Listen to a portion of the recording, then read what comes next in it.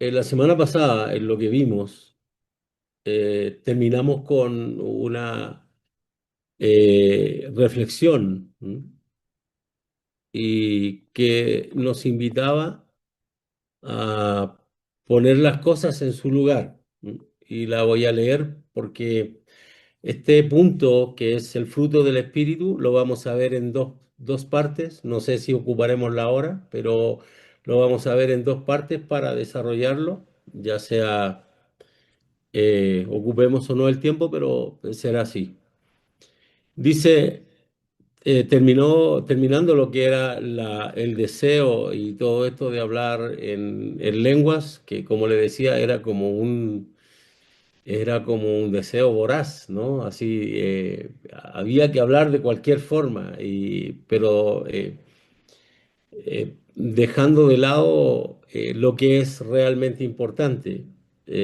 Uno de los avivamientos, voy a aprovechar de decir esto, de los primeros avivamientos espirituales se vivió en uno de los países más lindos del mundo, voy a poner uno, ¿no?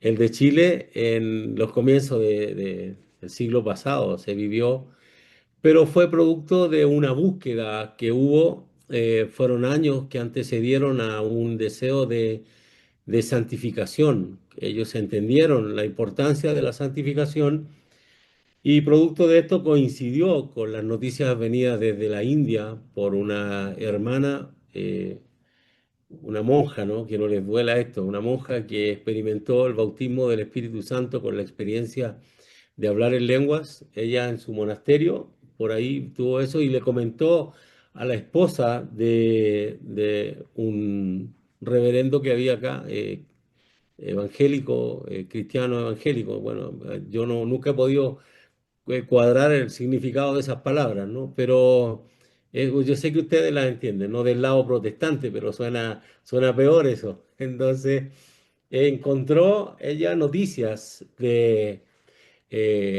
la India y empezaron a revisar y a ver lo que significaba la experiencia del bautismo del Espíritu Santo, con la evidencia de hablar en nuevas lenguas.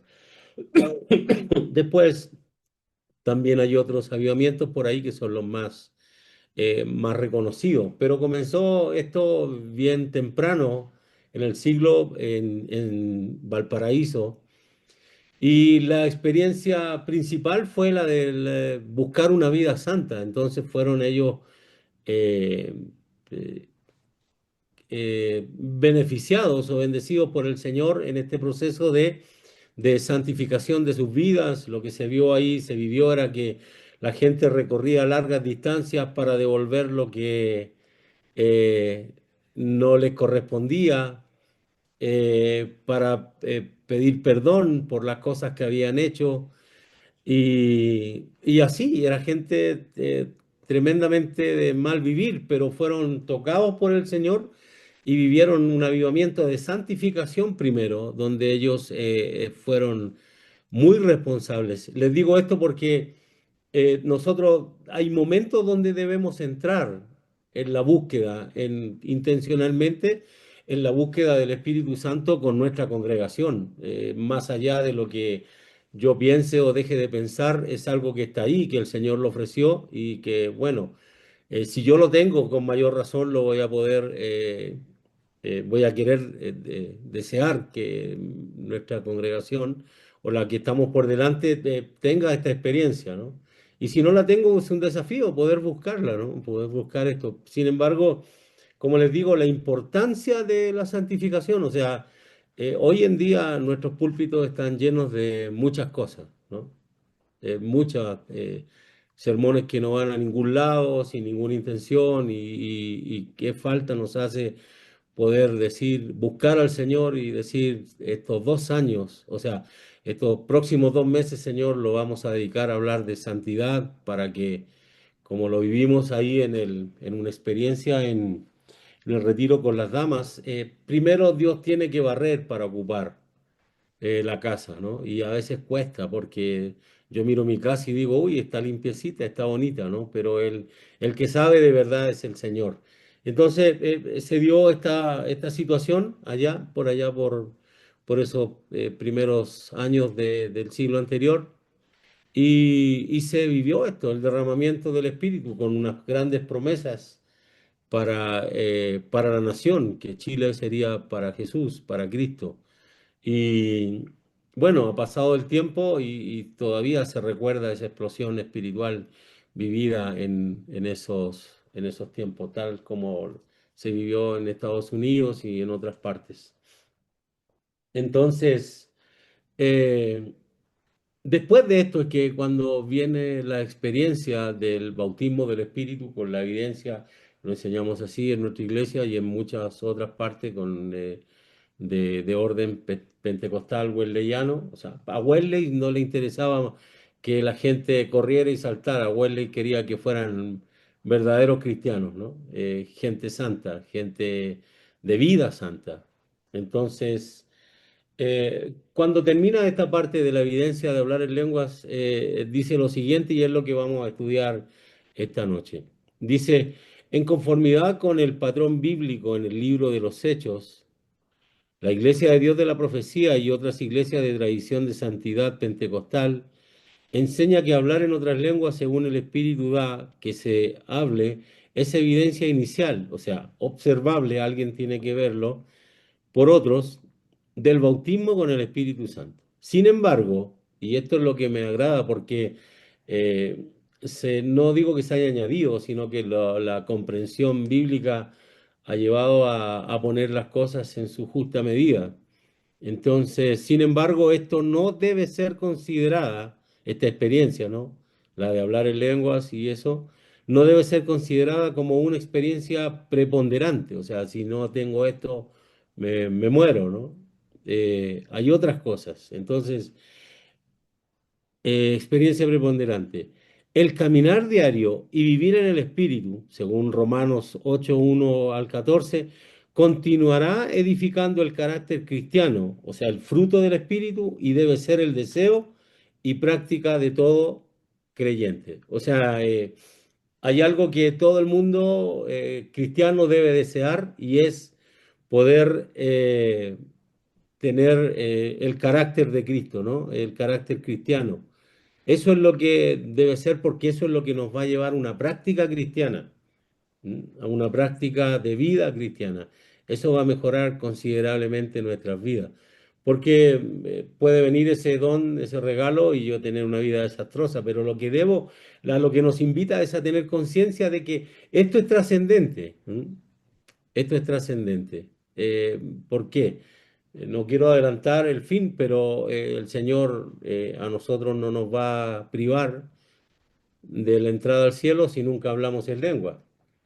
Pero las otras situaciones, lo del carácter cristiano y todo eso sí para nosotros puede resultar en un problema. De hecho, creo que sí, sin ponerme en la puerta como el juez, pero de acuerdo a lo que nosotros creemos, esto sí es importante. Y por eso que los animo como líderes, ¿no? Como pastores, como líderes a tomar esos tiempos conscientes, a tener el púlpito, a llenarlo de conciencia, de responsabilidad, no de ofertas que se hacen muchas hoy. Usted no puede tener nada para comer, pero créame que a veces no sé cómo decirlo, ¿no? Pero si usted tiene una vida cristiana, usted lo tiene todo, porque el Señor va a estar de su lado.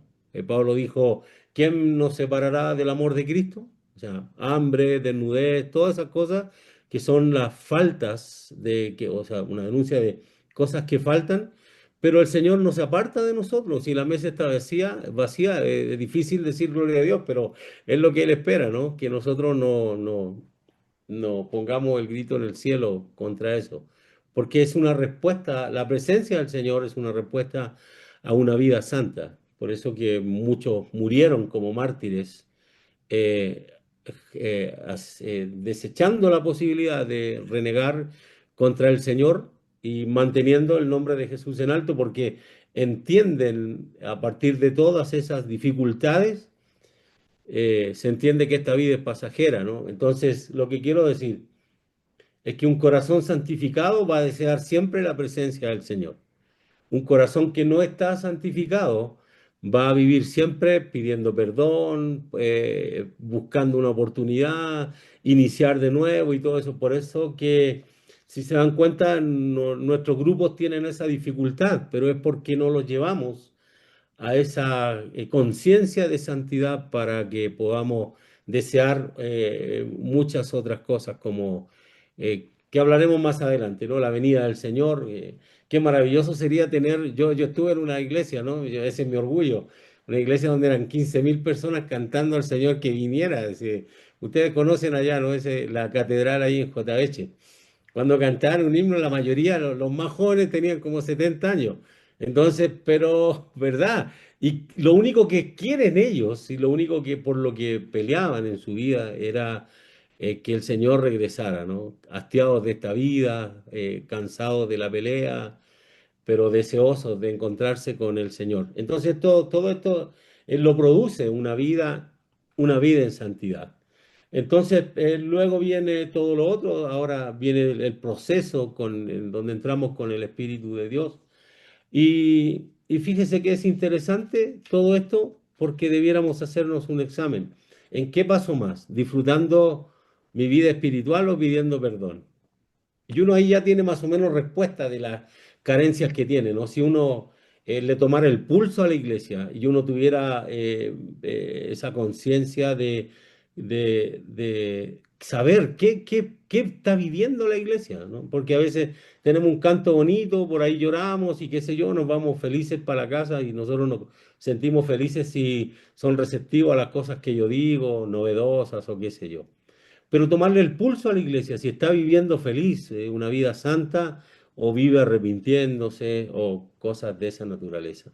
Entonces, eh, por ahí es donde esta recomendación que nos hacen en la iglesia, es sumamente importante. Dice, sin embargo, esta no debe ser considerada como una experiencia preponderante. El caminar diario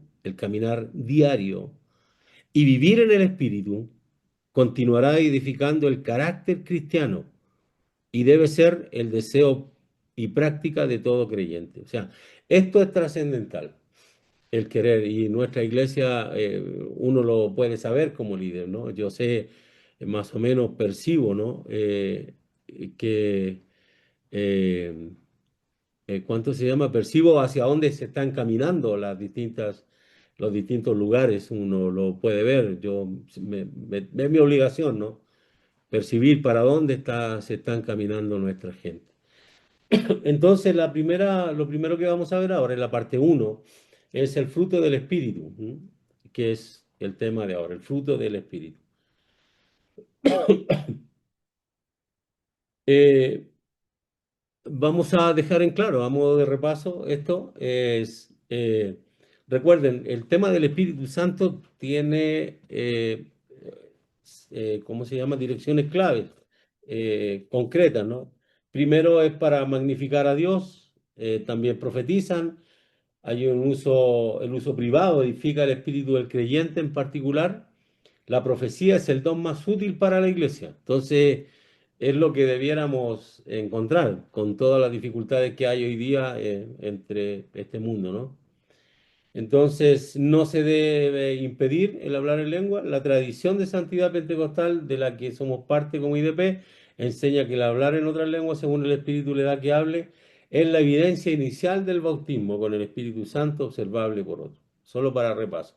Sin embargo, aclara que esta no debe ser considerada como la experiencia más preponderante. El caminar diario y vivir en el Espíritu continuará edificando el carácter cristiano, mi carácter. O sea, Cristo formándose en mí. ¿Mm? Y yo aprendí hace poco, ¿no? En una reflexión que tuve, dije, uno presume de tantas cosas, ¿no? Por payasadas que uno dice. Presume de ser lo máximo, lo mejor, el que más sabe y todo. Y el apóstol Pablo sintetizó la vida cristiana en algo tan maravilloso, ¿no? En decir, ya no vivo yo, ahora Cristo vive en mí. Entonces, es interesante cómo esas palabras nos aterrizan de golpe, ¿no? Entonces debe ser el deseo y la práctica de todo creyente, el manifestar, el mejorar cada día el carácter de Cristo los caracteres de la vida de Cristo en nosotros. Y vamos a ver esto de Romanos capítulo 8 del nos invitan a leer hasta el 14, pero vamos a ver si tenemos tiempo y pasamos hasta el 17. Vamos a ver solamente esto en la primera parte. Luego vamos a desarrollar todo lo que más podamos de la enseñanza del fruto del Espíritu. Entonces vamos a hacer un ejercicio simple con las siguientes palabras, ¿no? Condenación. ¿Qué es una condenación? La condenación es una sentencia adversa, ¿no? Es un juicio en contra, porque hay juicio bueno y juicio negativo. Entonces, cuando recibimos la condenación es después de un juicio y es una sentencia adversa o un juicio en contra. Esto nos dice que nos podría ayudar a pensar en que si hoy nosotros estuviéramos para recibir el juicio del Señor, ¿cómo sería? No quiero que se pongan paranoicos ni nada, ¿no? Pero ¿cómo sería? Porque es un ejercicio saludable. Señor, de repente, ¿no? Si tú vinieras hoy día, eh, ¿qué pasaría conmigo?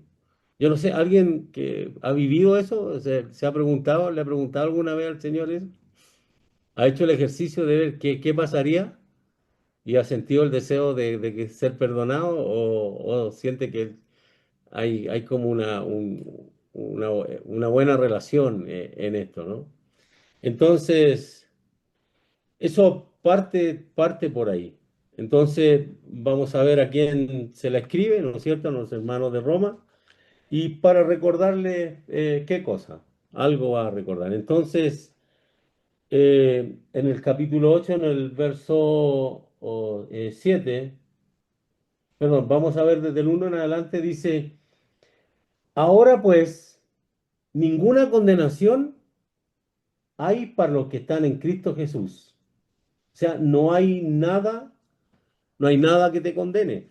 Entonces, ¿Cómo quito esto, Emanuel? Manuel, no sé quién es Manuel, pero espero. Entonces, eh,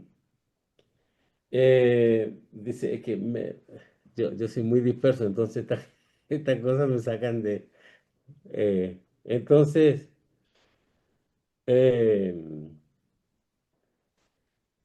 dice ninguna, hay una gran noticia en esto, porque la gente está complicada, si no es tan fácil como se cree, ¿no? Si, ojalá fuera así de fácil, que uno no tuviera que vivir pensando o percibiendo situaciones o qué.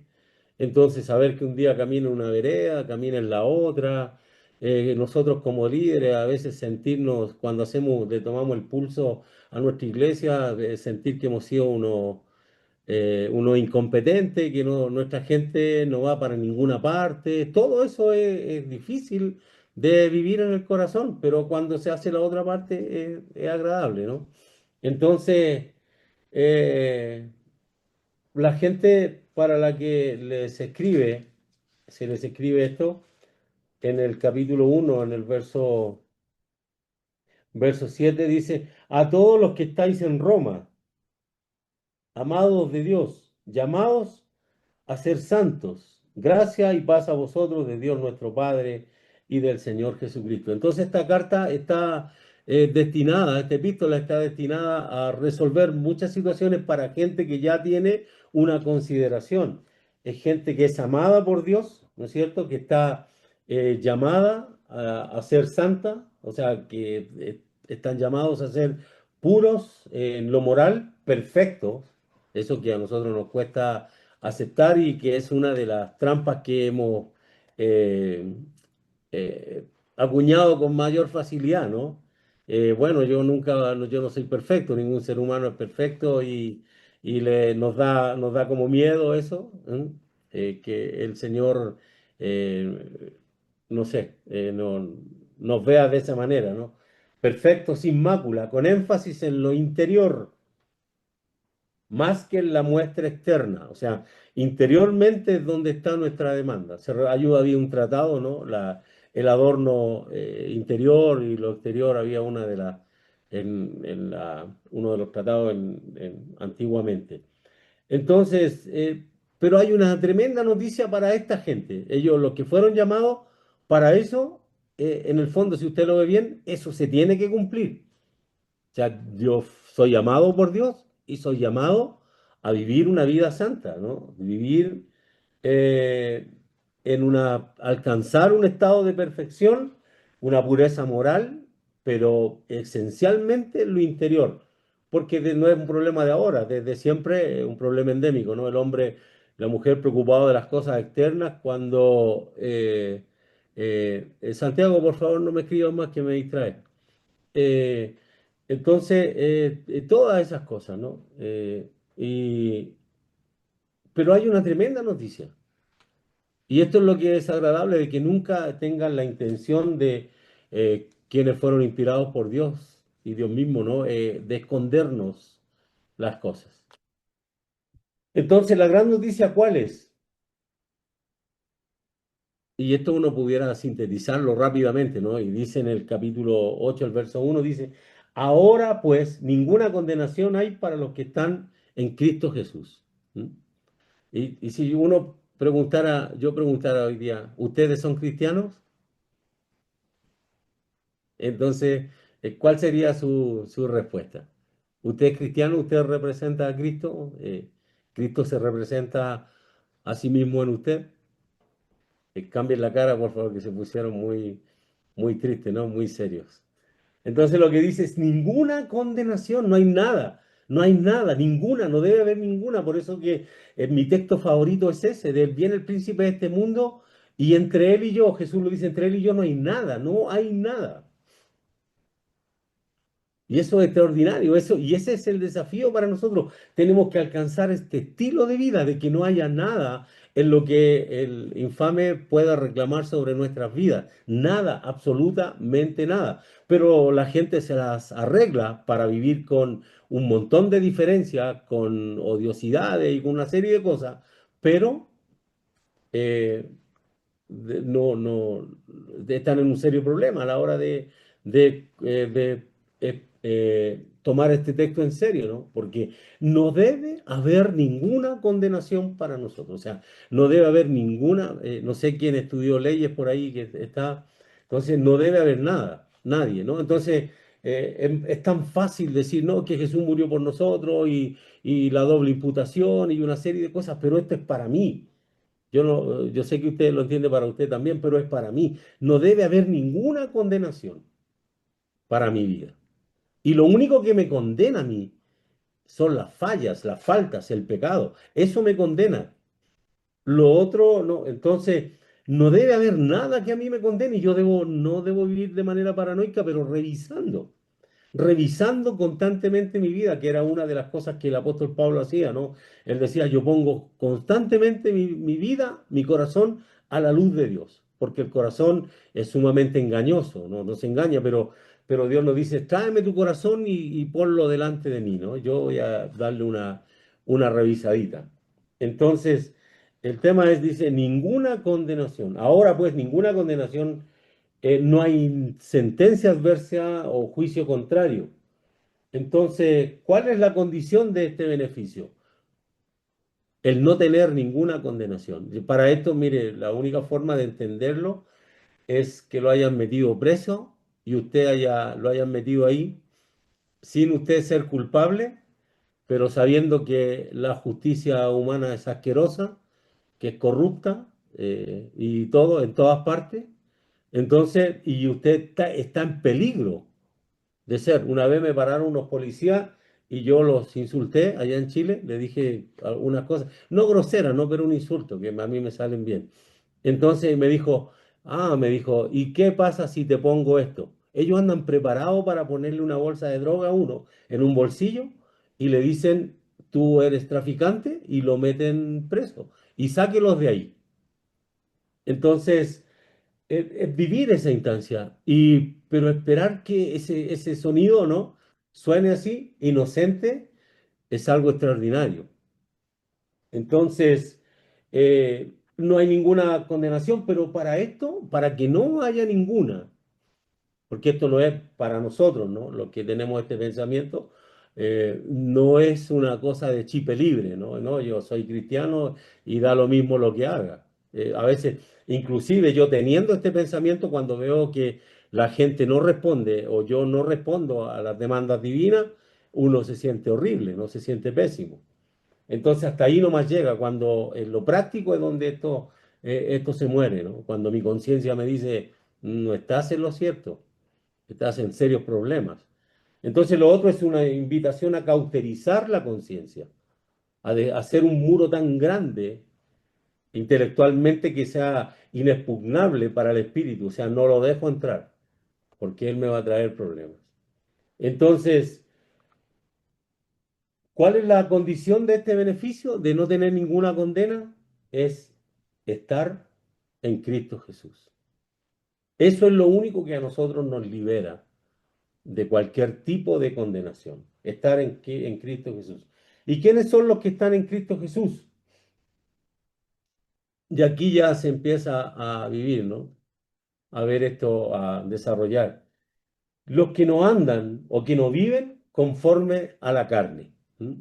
Los que no viven o andan conforme a la carne. O sea, sino que viven conforme al Espíritu. Entonces, los que no tienen en su vida oposición a la vida espiritual, no andan conforme a lo que se opone a la vida espiritual. ¿Mm? No se puede vivir en ambas porque cada una tiene sus consecuencias.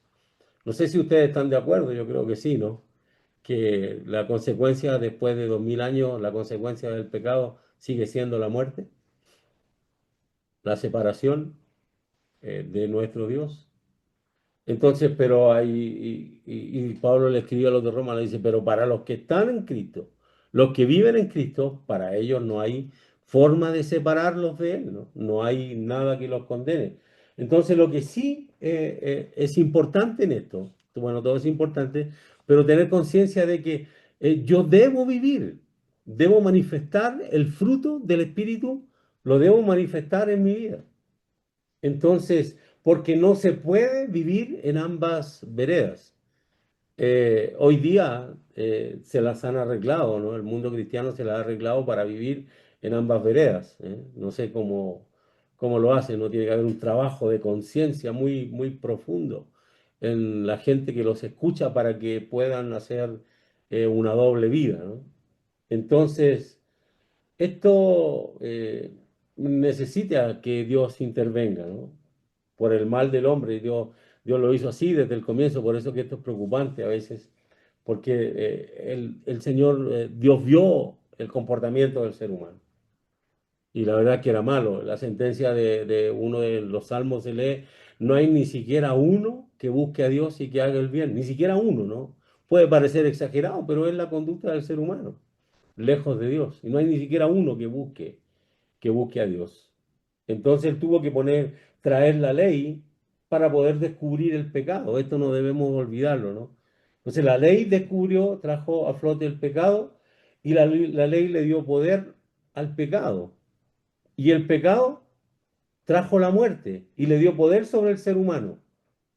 Y ahí estábamos condenados. Hasta ahí estamos condenados, todos. Entonces trajo todo esto, la ley, el pecado, la muerte, y la muerte nos condenó irremediablemente. Entonces, como dice Pablo, a los de Colosa teníamos un acta que nos era contraria. Angélica puede saber de eso, ¿no? Cuando hay un prontuario, parece que se le llama, ¿no? Cuando tienen un, bueno, un historial que es completamente negativo, ¿no? ¿No es cierto? Y el abogado, en este caso no sé si se le llama el fiscal o qué, va a ocupar todo eso en contra de él, lo va a acusar de todas esas cosas. Y ese es el trabajo que hace el Satán. Él acusa, pero no sobre inventos, sobre cosas que nosotros hacemos mal. Entonces, lo que viene es borrar el acta, y Jesús, eso es lo que Pablo le dice, no, esa acta era contraria, pero Jesús la borró. Ahora, ¿cuál es el gran problema que tenemos nosotros?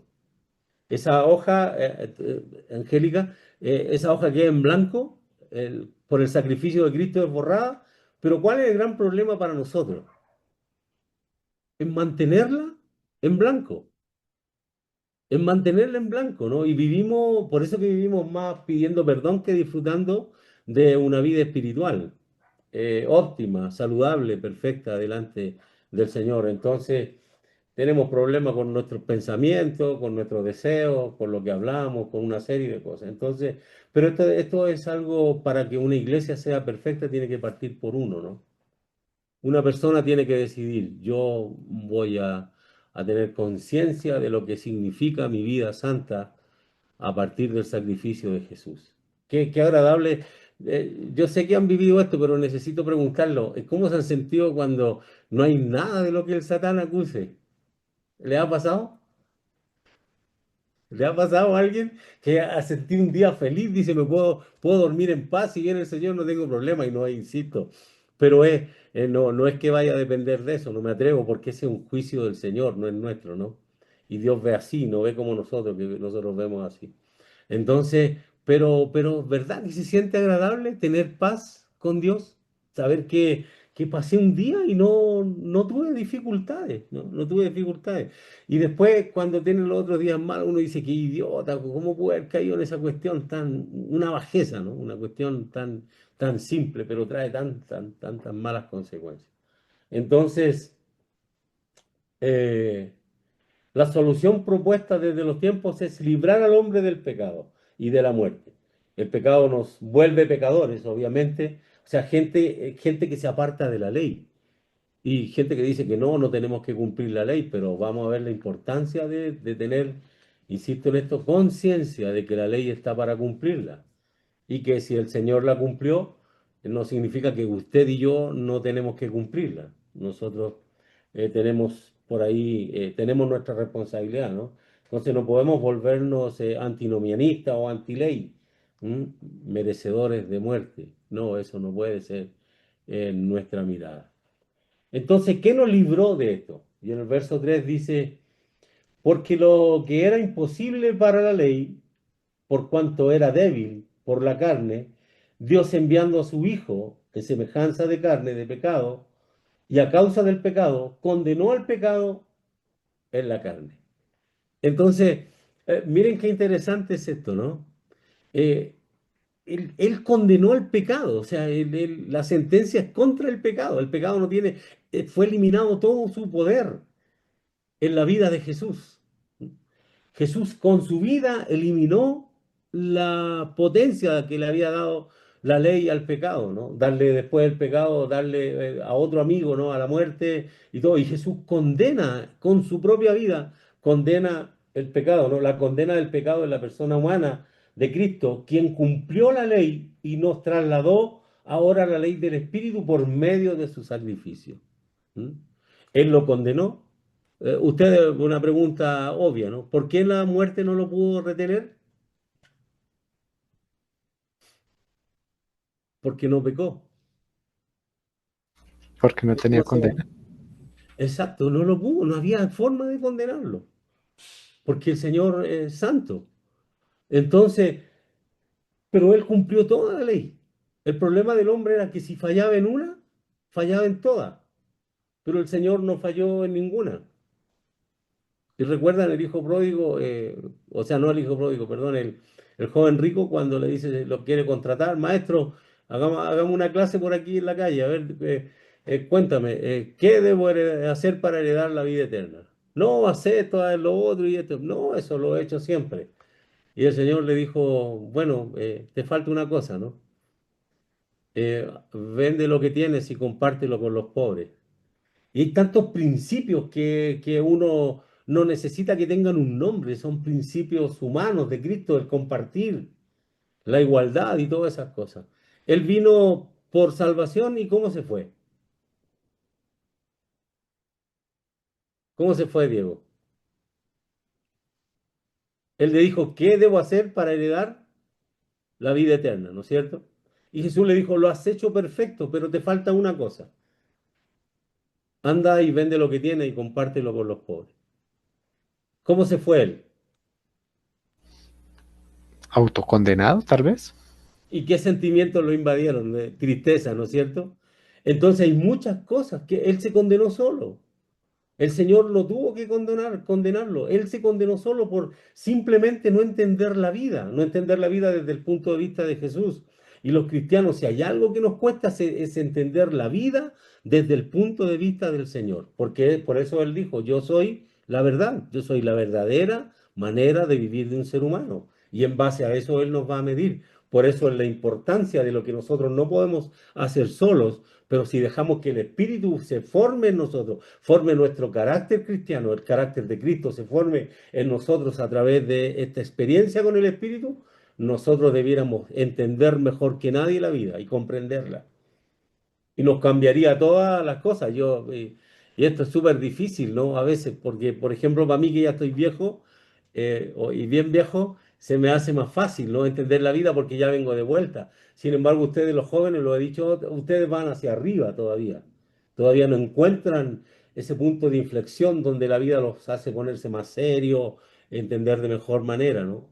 Todo lo vivimos. Entonces, la vida ahí nos juega un punto difícil, donde hay que entenderle. Jesús dijo, yo soy la verdadera forma de vivir. Y él lo dijo a una edad temprana. Él a la edad de los 30 y tantos años ya tenía claro lo que es la vida, completamente claro lo que es la vida. Entonces, no es un problema de edad, es un problema, no quiero que lo tomes como un insulto, un problema cognitivo, ¿no? De poder entender de qué se trata esto, porque cuando yo entiendo lo que él me plantea de lo que es la vida, luego yo lo comprendo y digo, sí, esta es la vida que yo quiero. Y ahí a uno recién le cambia la vida y uno dice, yo creo que ahí es cuando recién empieza uno a transformarse en, o merecedor, ser un merecedor de ser llamado cristiano. Recuerden que la iglesia tardó mucho tiempo hasta que los llamaran cristianos, ¿no? Bien avanzado en el tiempo. En la iglesia de Antioquía es de ahí donde por primera vez los llamaron cristianos. Entonces, el tipo de vida que tenían ellos en la iglesia eh, les permitió el rótulo o el reconocimiento de cristianos, pero antes les llamaban los del camino, una serie de cosas, pero es producto del encuentro con el Espíritu para vivir una vida espiritual y comprender definitivamente de qué esto se trata. Entonces, la condena del pecado en la persona humana de Cristo, quien cumplió la ley y nos trasladó a la ley del Espíritu por medio de su sacrificio, es ahí donde nos libró. Entonces, ¿qué significa estar libre de esto? Nos eximió de responsabilidad moral. Nos eximió porque nos pone ahora en su vida, ¿no? Nosotros pasamos de la ley de Moisés, que no lleva al hombre a ninguna parte, sino a descubrir que es un pecador, pero por el sacrificio de Cristo saltamos ahora a la ley del Espíritu y ahí es donde Dios nos exime, cuando nosotros vivimos en esa ley, cumpliendo la ley, pero en el Espíritu, ¿no? Con la ayuda del Espíritu de Jesús. Nos liberó del castigo, nos liberó del poder de la condenación por la ley de Moisés. Entonces, y en el verso 4, ahí vemos otra cosa. Cuando la justicia de la ley se cumple en nosotros, y podemos leer, para que la justicia, ¿no? Para que la justicia de la ley se cumpliese en nosotros, que no andamos conforme a la carne, sino, ¿cómo andamos? por el Espíritu. ¿No es cierto? Qué importante es. Conforme al Espíritu. Pero hay que tener conciencia de esto, no debe ser un mero discurso, no hay una mera declaración. Esto es práctica. Yo quiero y debo vivir en el Espíritu. Y a mí no me digan que uno no sabe cuando uno anda en el Espíritu y anda en el otro lado, ¿no? Uno lo sabe. Por eso esta es una declaración muy, muy, muy potente, ¿no? Cuando se nos declara la justicia, cuando nosotros salimos de la vida en la carne, por qué no podían cumplir la ley anteriormente? Porque su vida no eran espirituales, perfectamente, ¿no? Idólatras, asesinos, peleadores y una serie de cuestiones más. Pero en Cristo la cosa tiene que cambiar. Entonces, dice, para que la justicia de la ley se cumpliese en nosotros, que no andamos conforme a la carne, sino conforme al Espíritu. Lo que nos da forma es el Espíritu de Dios. Si nos revisamos, yo no tengo forma, no me conformo, como dice más adelante, ¿no? A este mundo, a su forma de, sino que me conformo a la ley del Espíritu, a una vida en el Espíritu. Alguien, me gustaría que alguien, no sé, pudiera decirnos, se atreviera a hablarnos de una experiencia así, de ese orden, ¿no? De la felicidad, del gozo que produce salir de la vida de la carne a disfrutar de la vida en el espíritu. ¿Alguien se atreve a decirnos algo?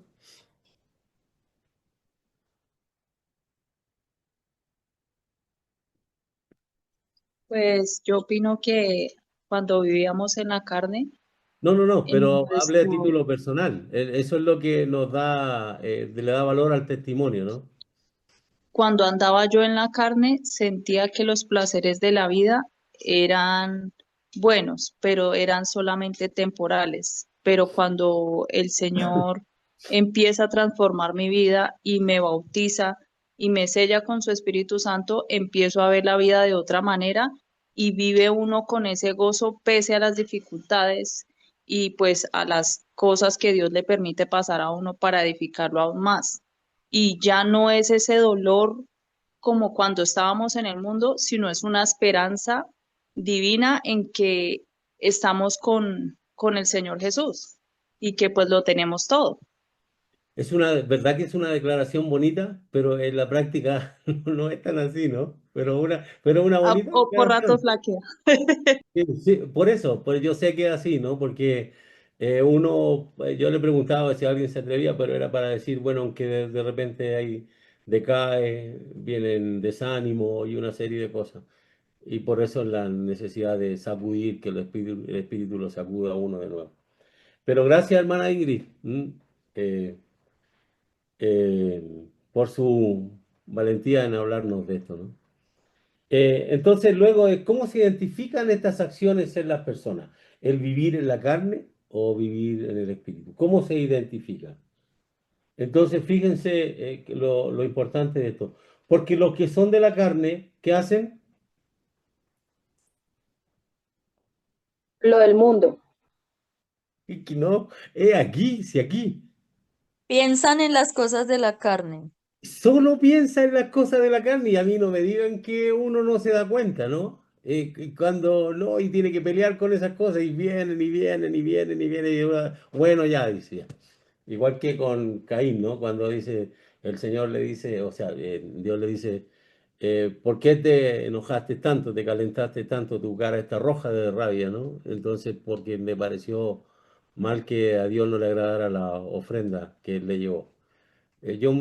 Algo tengo, bueno, lo entiendo un poco a él, ¿no? Porque por lo general la reacción no es así. Y Dios le dice, bueno, y si el pecado está ahí, te va a rondar, pero no puedes hacer amistad con él.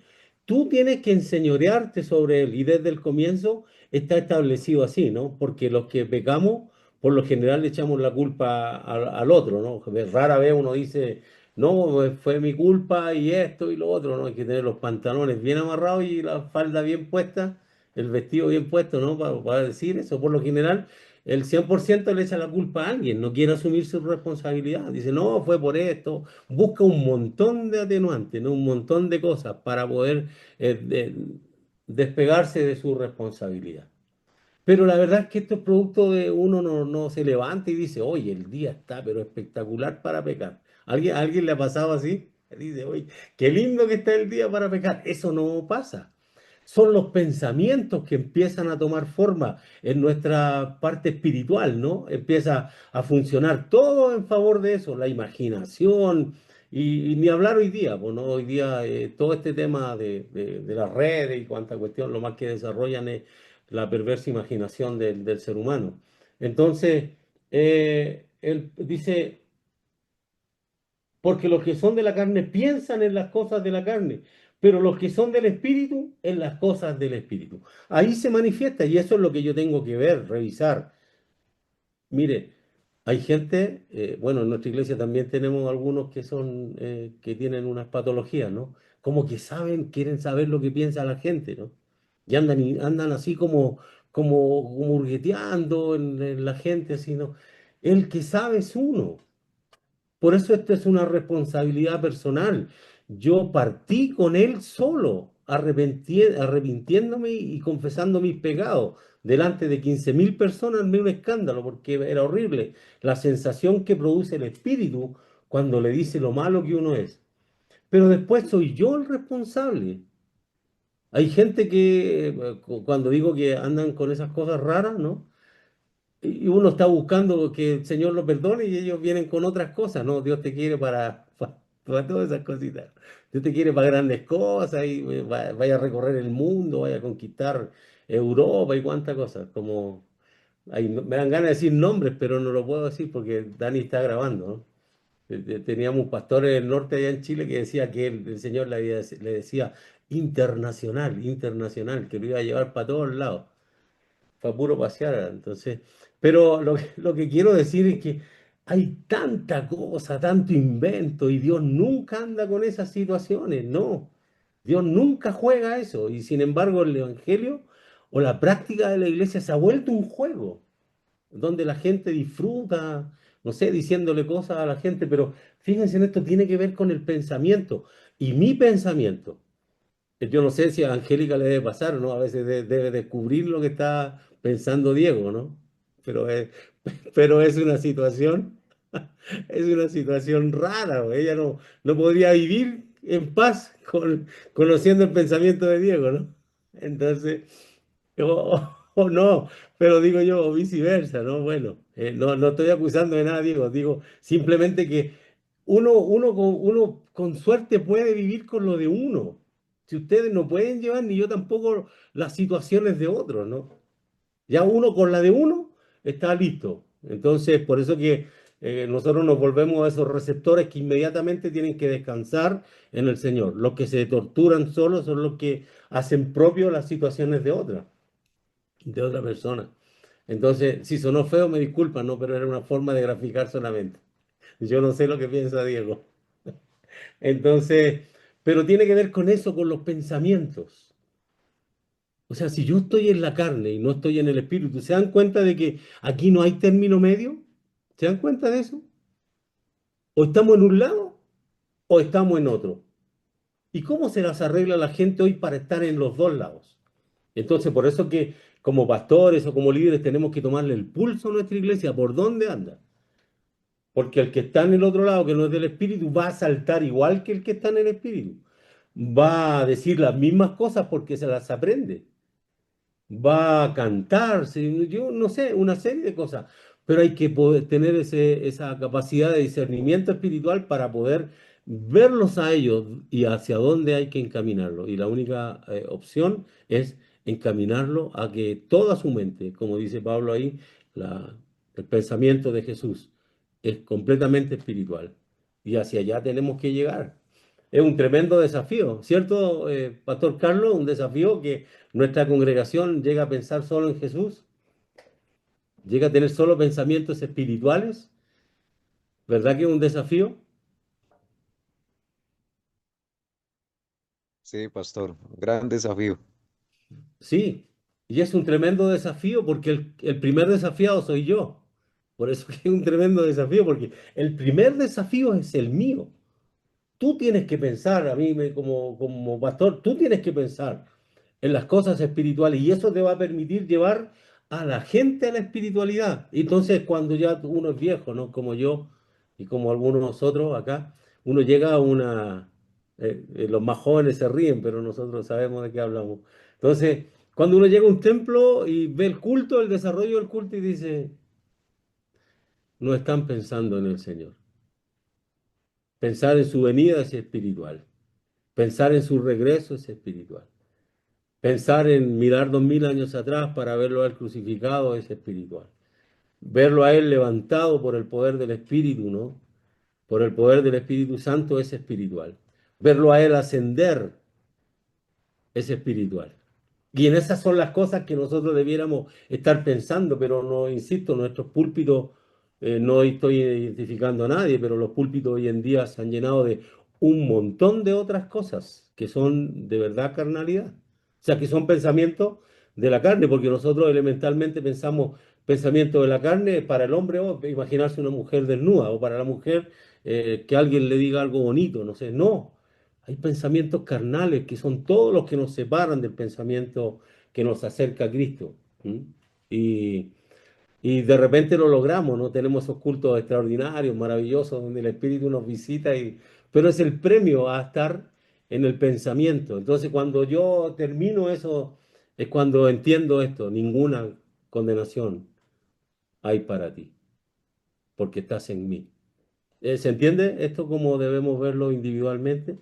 Entonces, la solución está eh, en lo que le recomendaba, lo de pensar o leer lo de Filipenses, ¿no? ¿Cómo es el pensamiento del Señor? Y ambos son completamente identificables, ambos estados, y además visibles exteriormente. Es fácil identificar. Mire, usted ha estado en un culto predicando y alguien está con la cabeza en el suelo. ¿Usted cree que se está gozando? Es tremendamente identificable, fácilmente. Eh, y lo contrario igual, ¿no? También es identificable, entonces ambos se deben mostrar. Entonces, ¿cuál es el destino de cada una de estas acciones? Por eso es la importancia, porque esto tiene un destino. ¿Cuál es el destino de ambas acciones? El verso 6 dice, porque el ocuparse de la carne es muerte, pero el ocuparse del espíritu es vida y paz. O sea, tienen un destino. ¿M? Ambos están claramente delineados, ¿no? El ocuparse de la carne, ¿qué es? Muerte. Y el ocuparse del espíritu es vida y paz. Entonces la iglesia que está en nuestras manos, la gente que está en nuestros liderazgos, tenemos que llevarlas en nuestros encuentros, en nuestros cultos, llevarlas ahí. ¿Por qué en un retiro resulta fácil? No, no sé si fácil, pero resulta más accesible a nuestro culto y nuestro desarrollo a la presencia del Espíritu de Dios. Porque estamos solo pensando en eso. Ahora, ¿cuál es el desafío? Vente de allá y sigue viviendo igual. Pero el lunes ya me esperan una serie de dificultades, que es lo que yo escuché de nuestra hermana Ingrid. Me esperan una serie de dificultades, pero sigue viviendo igual, que tus pensamientos no vacilen, ¿no? Sino que tus pensamientos manténlos en las cosas espirituales, manténlas por sobre. Y en la vida debe ser así. Entonces, eh, el verso 7 y 8, porque ya estamos avanzaditos, el apóstol dice 7 y 8, ¿no? Dice, por cuanto los designios de la carne son enemistad contra Dios, porque no se sujetan a la ley de Dios, ni tampoco pueden. Y los que viven según la carne no pueden agradar a Dios, mas vosotros no vivís según la carne, sino según el Espíritu. Si es que, y esta es la cosa que es difícil si es que el Espíritu de Dios mora en vosotros. La única forma de nosotros someternos a la voluntad de Dios es que el fruto del Espíritu se manifieste en nuestra vida, que el Espíritu de Dios viva en nuestra vida. Es la única forma, ¿no? Entonces, y él está diciendo, cuando dice, si es que no sé si lo intentan, yo creo que están rendidos a la enemistad. Mucha gente está rendida a la enemistad con Dios, como le dijo Pablo a Timoteo, ¿no? La mente está cauterizada, está ahí con esa callosidad. Entonces, si gustan, pueden ver Efesios capítulo 4 17 y 18 dice, esto pues digo y requiero en el Señor, que ya no andéis como los otros gentiles que andan en la vanidad de su mente, teniendo el entendimiento entenebrecido, ajenos de la vida de Dios por la ignorancia que en ellos hay, por la dureza de sus corazones. Es la única forma con el Espíritu de salir de eso. El verso 9 la duda de Pablo, ¿no? Si es que el Espíritu de Dios mora en vosotros. Y si no está el Espíritu de Dios en nosotros, ¿cuál es la gran sentencia que hay? ¿Cuál es la gran sentencia que hay? Y si alguno no tiene el Espíritu de Cristo, no es de él. Eso es terrible, ¿no? Si alguno no tiene el Espíritu de Cristo, no es de él. El verso 12 y 13 dice: así que, hermanos deudores, somos no a la carne. Si a alguien le debemos algo, dice, no, no es a la carne, ¿no? Para que vivamos conforme a la carne.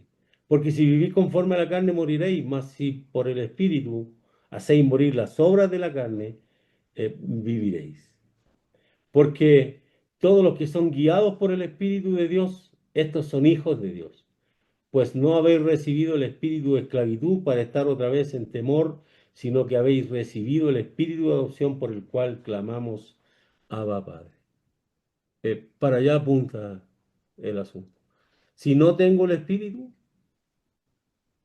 no soy de Dios. Pero si tengo el espíritu Dios me lo dio para que ya no sea esclavo, ¿no? No esté atrapado, esclavizado en las obras de la carne, para liberarme de todo eso. Entonces, yo insisto en esto, esto es tan personal. Yo sé si estoy esclavizado y por lo general, entiéndanme bien esto y con mucho respeto lo digo, el idiota soy yo, voy a hablar de mí, ¿no? Yo soy el que me entrego a la esclavitud. No sé vivir, no sé disfrutar la libertad en Cristo. No sé vivir en esa libertad, no sé disfrutarla, la libertad en el Espíritu, sino que yo por mi propia decisión voy y me esclavizo de nuevo. Y lo que el apóstol Pablo dice, eh, dice, pues no habéis recibido el espíritu, ¿no es cierto? El espíritu propio, ¿no? De esclavitud para estar otra vez en temor, sino que habéis recibido el espíritu de adopción, el espíritu de adopción. Y qué feliz. Usted, yo no sé, yo a mí antes me chocaba cuando escuchaba gente decir adiós, papito, cosas así. Al César Olivares, ¿no? Lo escuchaba decir, ustedes lo conocen en el programa, decía papito, y decía, ¿qué es eso? Pero es una expresión de amor, de cariño, de un amor profundo. Y la verdad es que cuando el Señor, no sé si alguna vez le ha pasado, yo creo que sí, ha sido tan influenciado por el Espíritu de Dios que de su boca han salido palabras como te amo, Señor. ¿Le ha pasado alguna vez? ¿Ha llegado a ese estado así, ese de los sentimientos descontrolados y la necesidad de gritarlo? Porque hay gente que necesita gritar a las 5 de la mañana, ¿no? Entonces, es decir, Señor, yo te amo. Con el corazón, desde lo más profundo, el Espíritu nos anima a decir palabras de esa naturaleza. Pues no habéis recibido el espíritu de esclavitud para estar otra vez en temor, sino que habéis recibido el espíritu de adopción por el cual clamamos: Abba, Padre. El Espíritu mismo da testimonio a nuestro espíritu de que somos hijos de Dios. Yo he tenido algunas experiencias con esto y ya vamos a terminar. Mi oración más corta fue en medio de una búsqueda del Señor. Ve que uno vive momentos así donde busca, pero después no se da ni cuenta cuando ya no busca, sino que lo buscan a uno. Y uno tiene esos altos y después tiene esos bajos y por eso que el tema es mantenerse en esto. Y la oración más corta que he hecho en mi vida alcancé a decir, Padre, y Él me visitó. Fue la oración más hermosa que he hecho porque fue desde lo más profundo de mi corazón. Su respuesta me dejó sin palabras, ¿no? Solamente por decir, Padre, Él me visitó con eso. Entonces, y eso es lo que debemos mantener, el fruto del Espíritu, ¿no? El carácter de Cristo formado.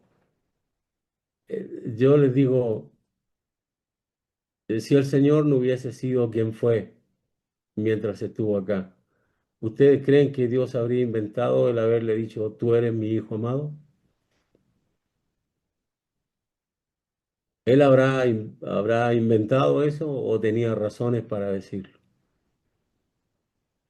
Tenía razones porque el Señor solo lo complacía.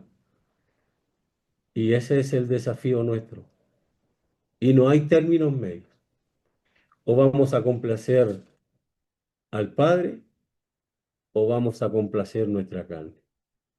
Ese es el gran desafío. Y la única forma de encaminarnos a ser seres que complacen a Dios, su Padre, como hijos amados de Él, conscientes de que debemos vivir en una vida santa, es que el fruto del Espíritu, aquel que recibimos a través de Dios por una súplica de Cristo, nos haga vivir con la frente en alto delante de Él.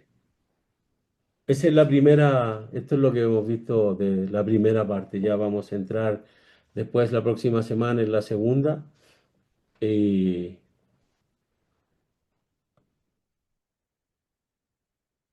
y el desafío para esta semana es revisarlo, ¿no? La doctrina nos ayuda a revisarlo. Hacer una balanza y evitar los puntos medios y decir, todo lo que hago es para agradarte a ti o estoy satisfaciendo mis propias necesidades.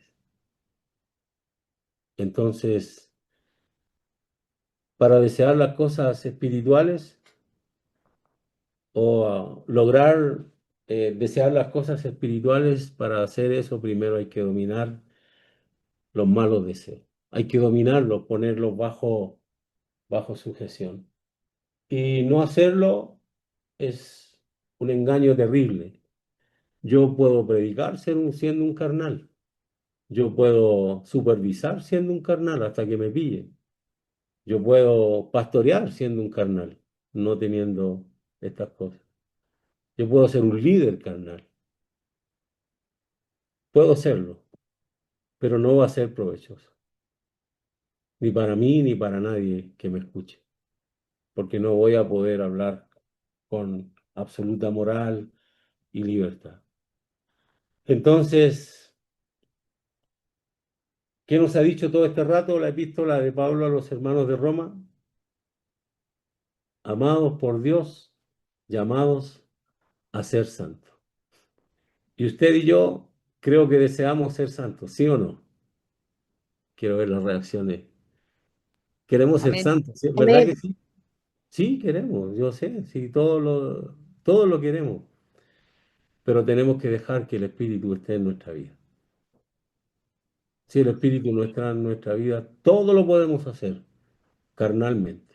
Y por eso le decía, no piense que solo tiene que ver con sexualidad, con todo lo que hacemos en nuestro servicio a Dios. Si no estamos en el Espíritu es carnalidad.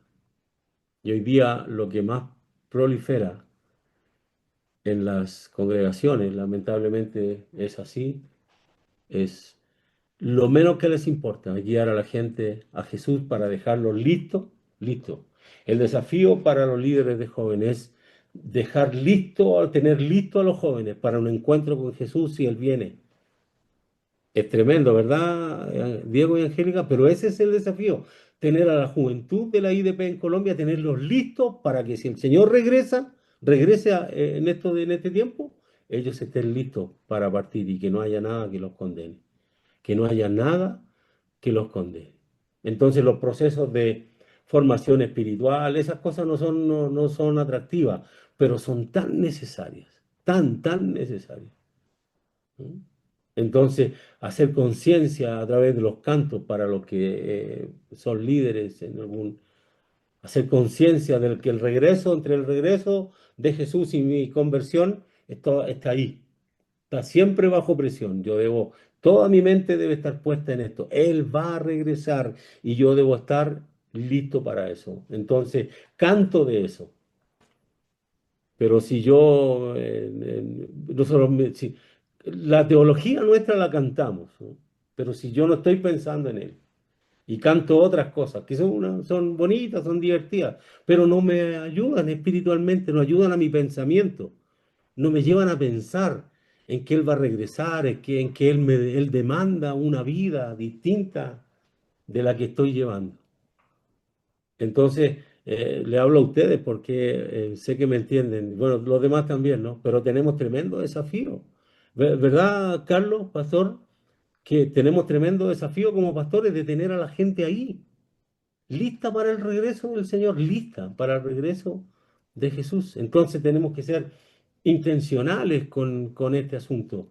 Dejar que el espíritu pegue la barrida, ¿no? Como pasó en Chile, que un pueblo horrible, asqueroso, malo, fue transformado por el soplo del Señor y Él barrió y sopló sus vidas y los llevó a vivir una vida santa y los premió con la presencia del poder del Espíritu Santo en sus vidas y pudieron vivir bajo la influencia del Espíritu, pero los tuvieron que llevar intencionalmente a vivir eso.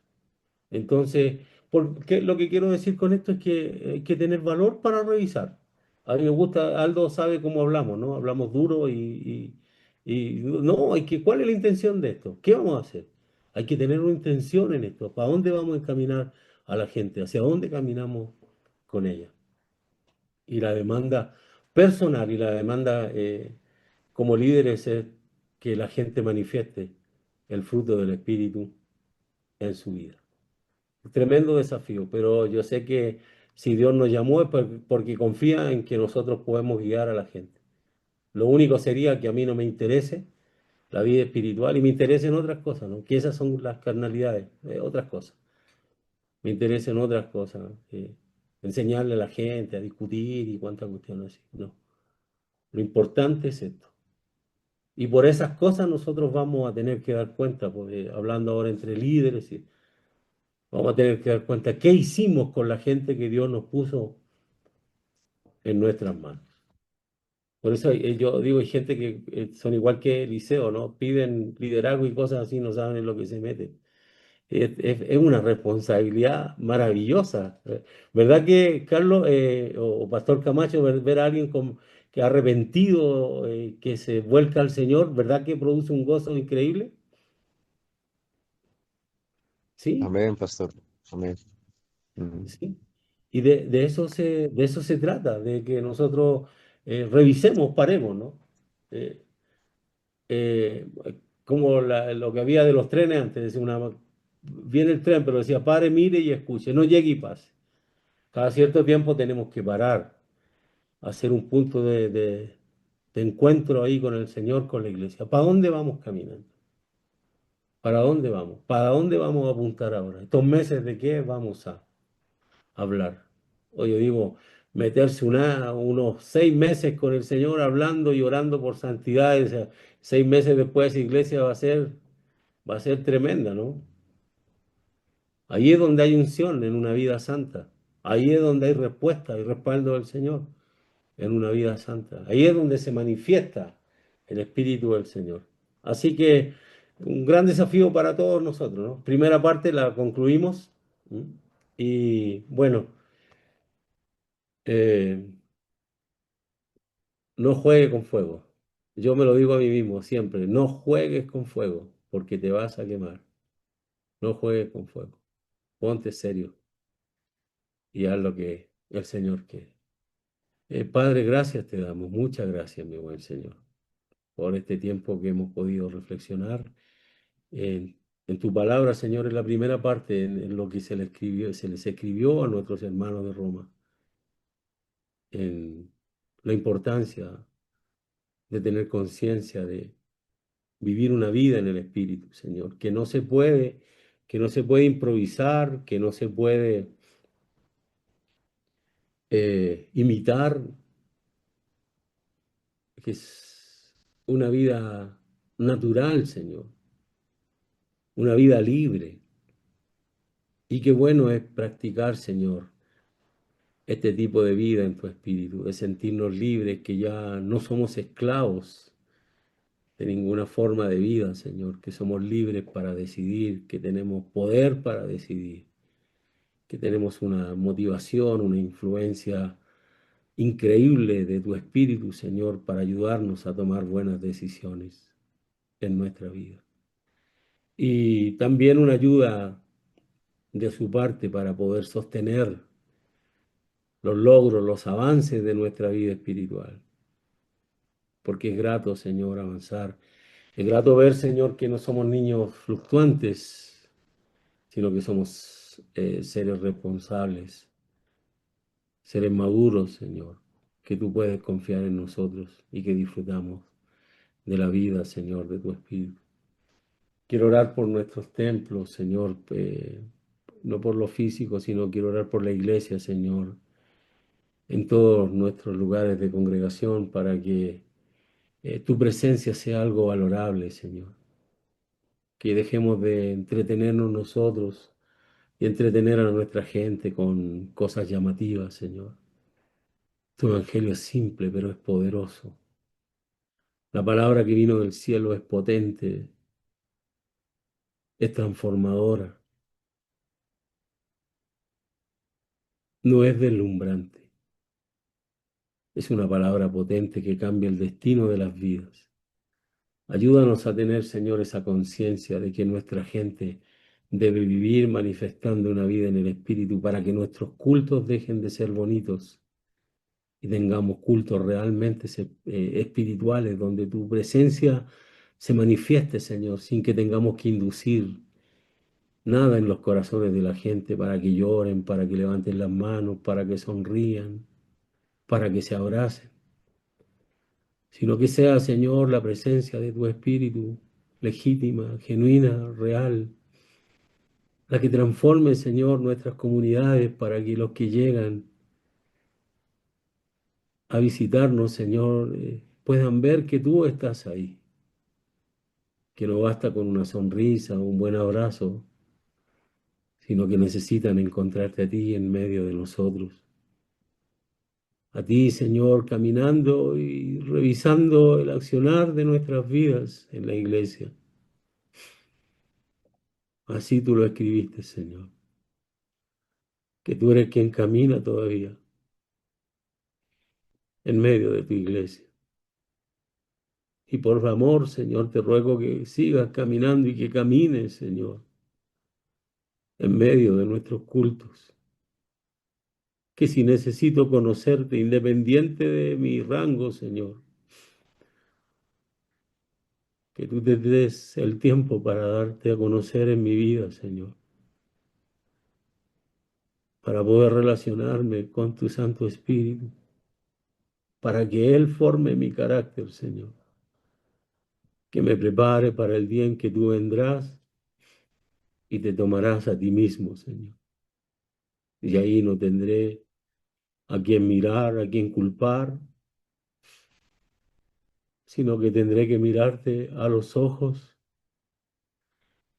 Y espero, Señor, que me digas, tal como también le digas a mis hermanos, que hemos sido encontrados fieles, Señor, para ti. Por eso la importancia de revisar en estos días, Señor, nuestro carácter, de dejar de confundirnos en terminología, Señor, y hablar de temperamento, confundiéndolo con carácter. El carácter te debe mostrar a ti. Tus características, Señor, deben ser reflejadas en nuestros corazones, en nuestra forma de vivir, con la ayuda del Espíritu de Dios que viene a nuestras vidas para poder manifestar lo que tú eres, Señor. Padre, gracias por todo. Crea esa conciencia en nuestras vidas, esa responsabilidad, Señor, en nuestras vidas, de que si alguien está en nuestras manos, es para que siempre esté listo para tu regreso, para tu venida, para tu encuentro, Señor. Padre, gracias por todo. En el nombre de Jesús, nuestro Señor, oramos. Amén.